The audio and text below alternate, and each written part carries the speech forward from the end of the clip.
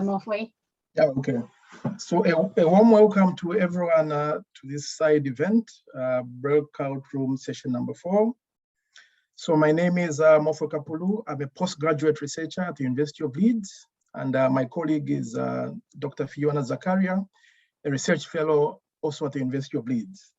So in this session, the main gist is we're trying to look at how we can benchmark the costs using an example of emptying and transport, which uses mechanical means, which is a vacuum tanker. So in this session, we'll walk through the example of how we'll get the cost inputs, which is the CapEx, and the OpEx for the various components that make up the costs. So in this session, I would also ask you to ask any questions at any point. So you can either type your question in the chat, or you can unmute yourself and ask your question and speak or turn on your volume or your video, sorry.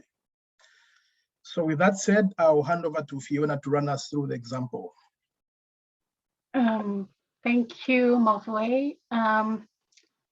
So a bit about Cactus. We are trying to measure the cost of components of sanitation system. So in this group, we are going to try to collect, first collect the data, which is already provided in the data sheet in the right side. This is the data sheet.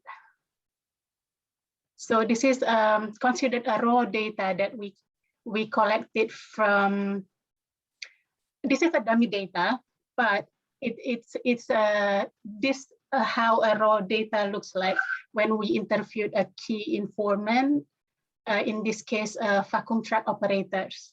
So you can see there is cost items here, mixture of cost items, and then we want to measure the service coverage as well. So there is data about the operationals, about the customers, and all. So we're going to need this data to fill in a workbook, a prepared workbook, which you can see in the left-hand side here. So we have different tabs here at the bottom. If you can see, can I check if you can see my screen share sufficiently, or do I need to zoom in or zoom out? It's okay, thank you. So the first tab is the context. So we can put in the context of the case here, who the organization, who the data source, what kind of technology it is, the name of data provider, so we can track it if we need verification, and other data, which we, in this case, already pre-filled in. So this dummy case is in Cityville, a made-up city in Zambia, because we have to determine the currency, which is the Zambian kwacha here. So, well, just to, the name of data provider is Mrs. Happiness. So this data point will come up in the plenary discussion later. So can I ask you to be as interactive as possible? Feel free to speak, unmute yourself. This is, we are trying to make it as easy as possible. So this is nothing as rocket science, and we don't want it to be boring fast. So as the first question, which I think quite difficult, is to measure the service. Fiona, before you proceed, I think there's a hand from Shrey. Shrey, you can go ahead with your question. Yeah. Thank you so much, Fiona and Maureen. Just a quick question.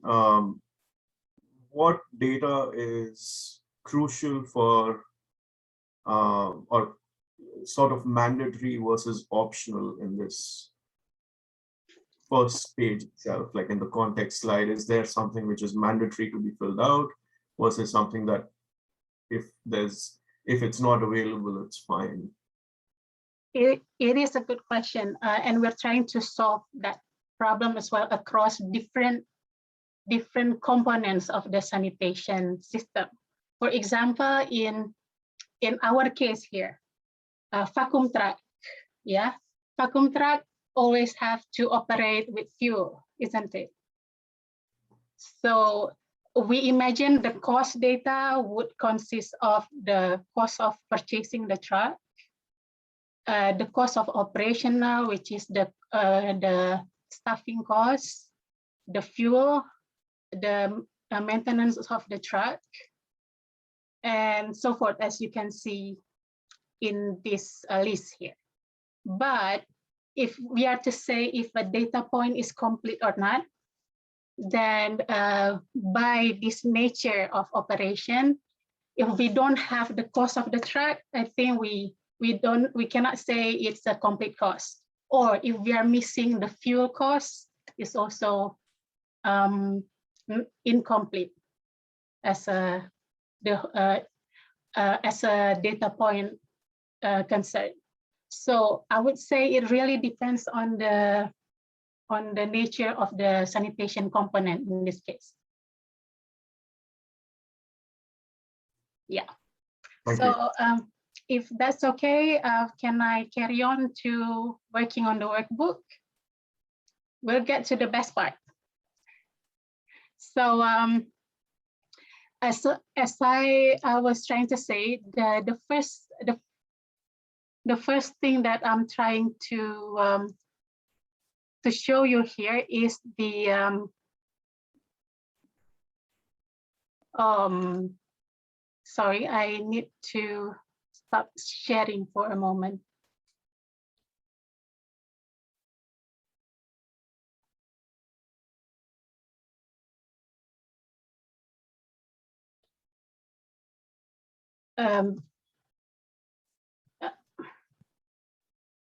Right, I'll be back again sharing.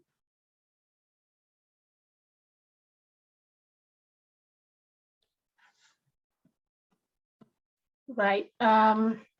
So back to the question. According to the data sheet on the right-hand side here, according to this data, now if we are to measure how many people or how many households served by this truck company, how would you calculate it? How would you fill in this workbook? So we have the data of how many containments they serve in a month. So this is this data here, which is average 25 calls per truck per month. And we have 5 trucks here. 1, 2, 3, 4, 5. So each truck get 25 calls a month. And the question is how many people or how many households that we serve, that this company serve as a whole, not per year, but as a whole operation. Anybody wants to volunteer how to do it? We have this data, average 25 calls per month. And we have emptying frequency of every 4 years. And we have the data of household size of 6 persons per household. Any idea how we measure the service? Anyone to give it a try?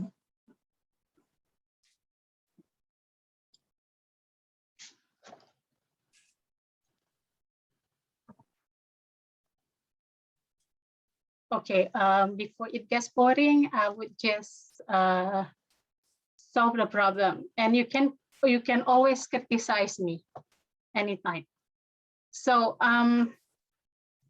here, the key is this data here, average 25 calls per truck per month. And we have to convert, this calls mean one household for one containment. So if this is 25 calls per month, then let's say if we want to make it per year, then it's 25 multiplied by 12 months, multiplied by 6%. Well, it's not 6% yet. Multiplied by 4 years. Then we have this much. Oh, I forgot to multiply by the number of trucks. Trucks, yeah.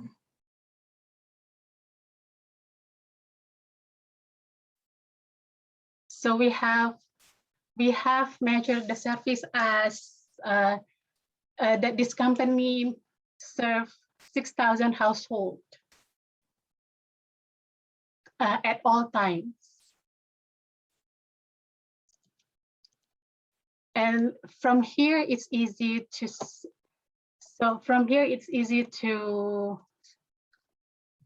calculate the number of people that they serve, which is the number of households multiplied by 6 person per household. This one.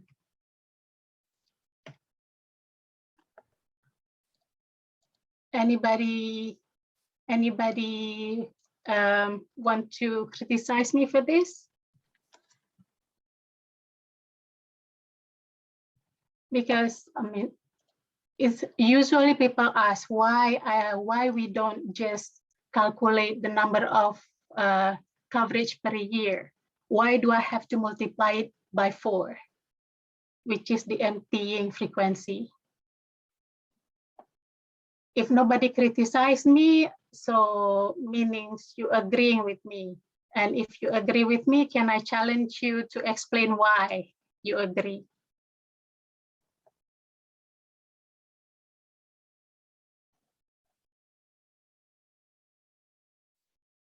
Okay.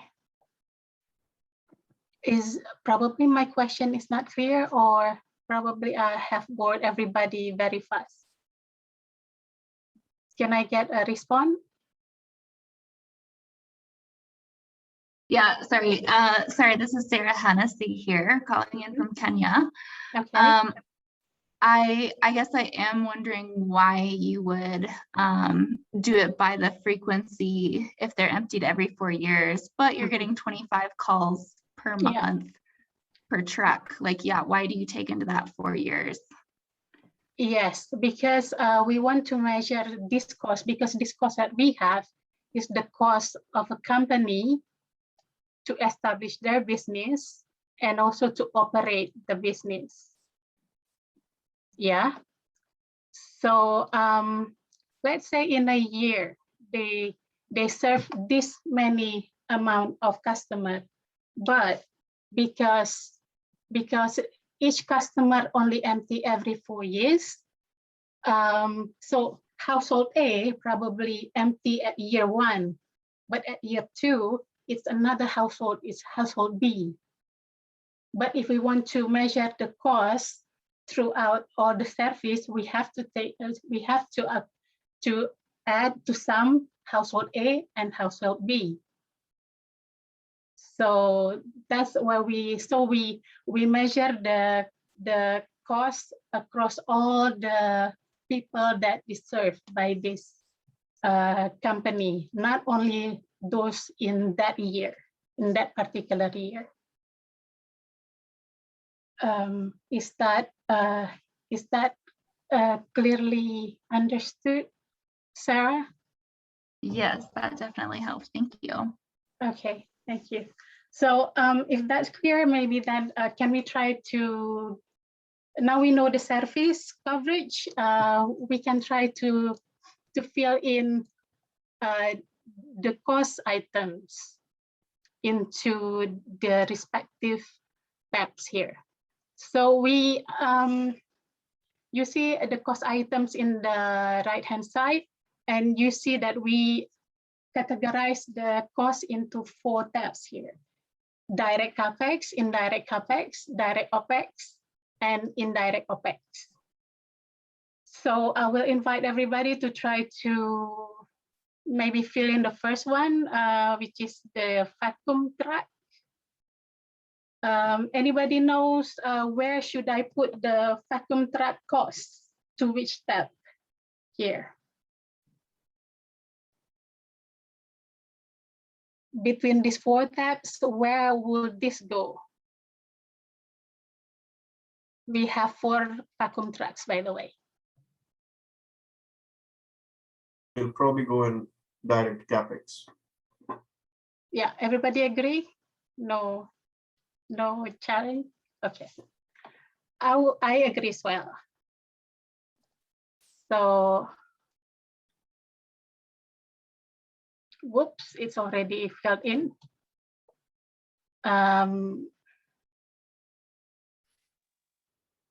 Right, so we make our costs workbook that one cost goes to one line. So we have this line of vacuum tracks here, but we have 5 tracks. So filling in this data, we have to sum all the 5 track costs here. So I will just fill it in: 30,000 truck, 20,000 truck, 18,000 truck, truck number 3, truck number 4, 15,000, and truck number 5, 14,000. And the currency, don't forget that it's in US dollar, not in Zambian kwacha. So we just fill in US dollar here. Otherwise, it will just pre-fill in with kwacha from the context tab. And we also ask the confidence in the cost estimate. Because it's raw data, I would just say this is the exact cost. So the confidence is 0%. And the lifetime here is, I'm sorry, the screen is not wide enough. So the truck is 15 years, having 15 years of lifetime. So we input 15 here. And there's also a question about years of purchase. Now this truck is referring to the data here. This truck is purchased in different years. So I need to select one year as a reference because we will the cost will be converted into US dollar in reference year. So year is quite important here. Any idea which year you would be referring? If we have 5 years here, 5 different years. Okay, just to make it quick. There are ways to consider which year you would use as a reference. In this case, we choose 2015 because it's the middle point. And you see the year is lined up nicely. So we choose 2015 here. Joanna, maybe before you proceed, one would ask, what if the years are not aligned, maybe in a way that you can get a midpoint? How do you proceed? If you are an internet savvy, or not internet savvy, the Excel sheet savvy, you can probably create a formula to just average. So I choose the year with the weighted purchase price. Yeah, and round it, divide it by 5 trucks. Like the formula that I tried to type here.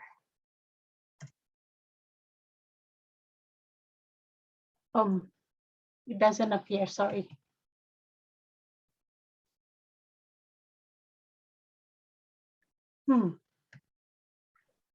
Let me try again. I think it appears. It appears. Yeah, it had appeared, yeah. Okay, but I'm copying the formula. Oops, sorry.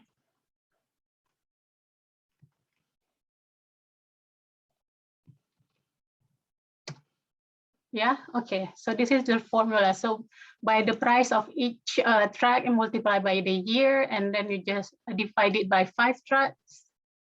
And then you got still you got 2015 as well. If you don't use, so it's like the middle point. Yeah. But just to be careful, because we rely on the data entry evaluation as well. If in case in the country that we collected the data from, 2015 probably is not the best year, maybe because they have a very extreme inflation at that year. You don't use 2015 because then it's abnormal. You cannot use it as a reference year. So choose another one that is probably representative normal situation rather than not. Before you proceed, there's a question from Brenda.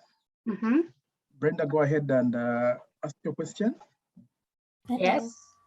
Hi. Hi. So thanks so much for the walkthrough. It's quite interesting. I'm just a bit curious about the costs. Just taking into consideration a country government policy or random tax hikes or changes in prices, how does Cactus over time sort of account for that shift? So for example, let's look at, okay, maybe the vacuum truck is not a good idea, but in terms of a shift in tax that would then kind of skew the price upwards or downwards over time, where I'm imagining in terms of analysis that might have an impact.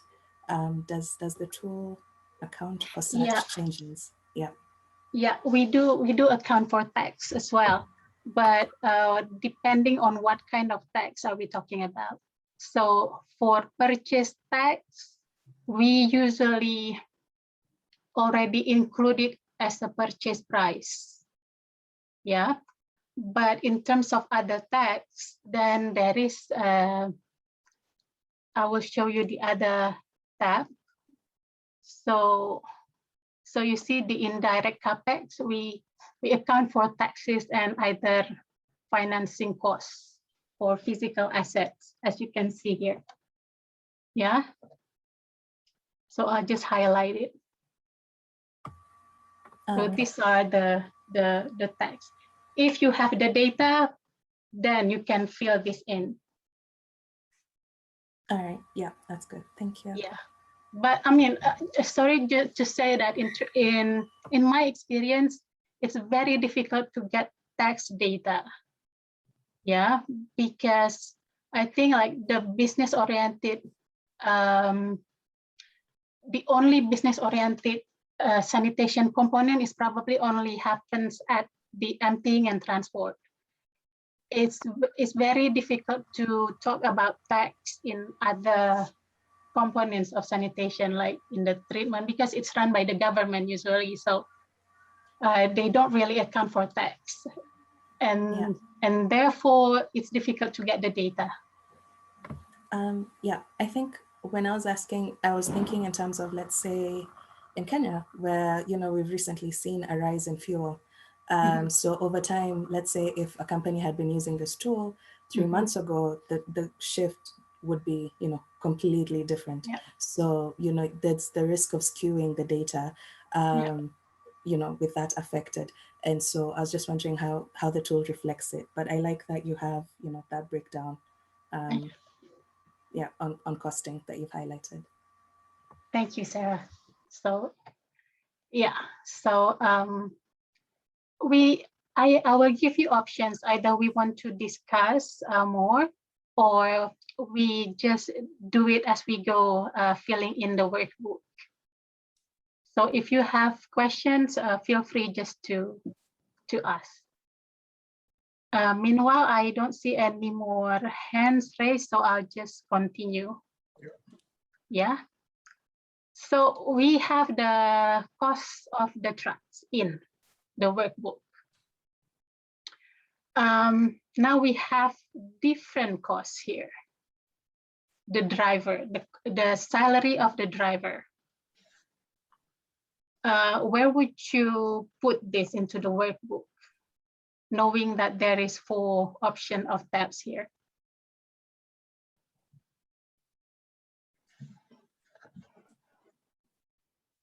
Any takers?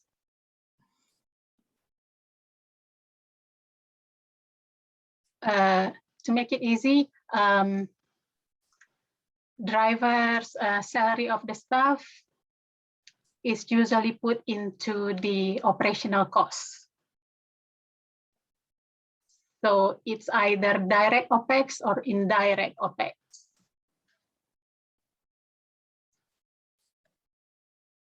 Maybe just to add before Fiona proceeds, as one is filling out this workbook, I think we do provide a manual that helps guide the one that is doing the inputs to be guided accordingly to put the cost inputs where they're needed. Yeah, so there's a reference manual to guide.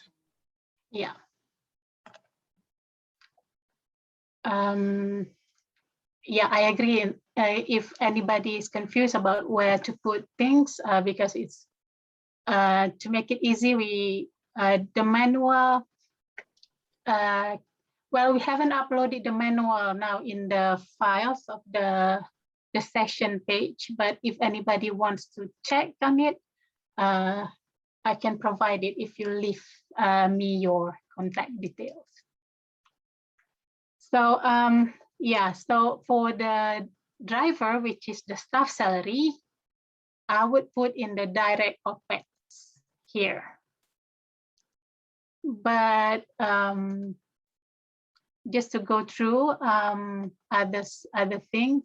So there is other kind of stuff like the director, the operational manager, and office admins in line 14 here in the data sheet.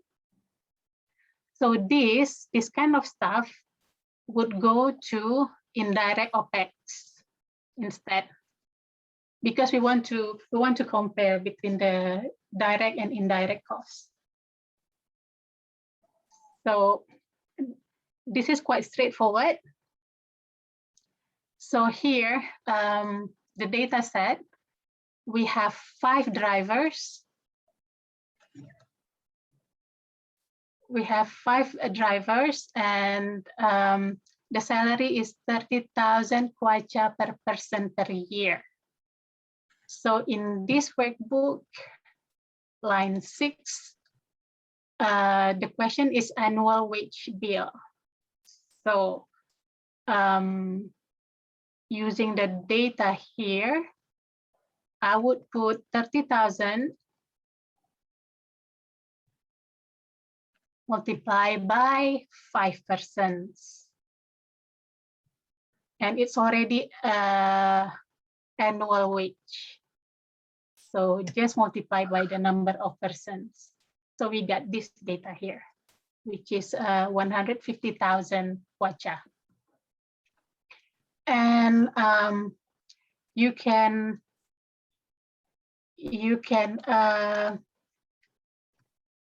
tell the data validator later how you get into this data by providing information like from the data sheet, the notes, in the notes. Sorry if you want to interrupt you. I think we have about 2 minutes to go before we return to the plenary. Okay. Yes. Okay, 2 minutes, yeah. Right. There's no obligation for us to complete this workbook. We just want to illustrate how we build our cost estimate. And we try to include any cost that occur for this operation. And I think we discussed about the, yeah, I see a raised hand. Yeah, it's a very basic question, I guess. I just was wondering, so this cactus tool is going to be used by researchers, or is it going to be by these vacuum transport, fecal sludge transport companies, or is it going to be the government personnel? Who fills out this data? Who provides this sort of data sheet that you have currently? Right. The data must come from the first source, isn't it? So the data must come from in this case, the truck operators. But they're probably not the one that will be using this cost estimate later. Probably this is more useful for the government or for anyone who wants to make an investment in sanitation business. So the source and the data user is probably different people, or could be the same as well. Maybe the truck operators want to compare their costs or with other people in other country or other cities. That's also possible, you know, to optimize their cost efficiency, for example. So I guess the answer to your question can be, yeah, it can be many people. The one that concerned with the cost estimate, of course. I think we'll have to return to the plenary. Okay. Yes. Yeah. Any more questions can be taken to the plenary as well. Yeah. Yeah. So see thank you in you the very plenary. much, guys. Thank you. We'll see you soon. Thank you. Thank you. Thank you.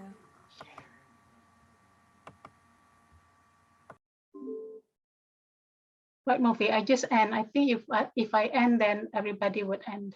Oh, yes.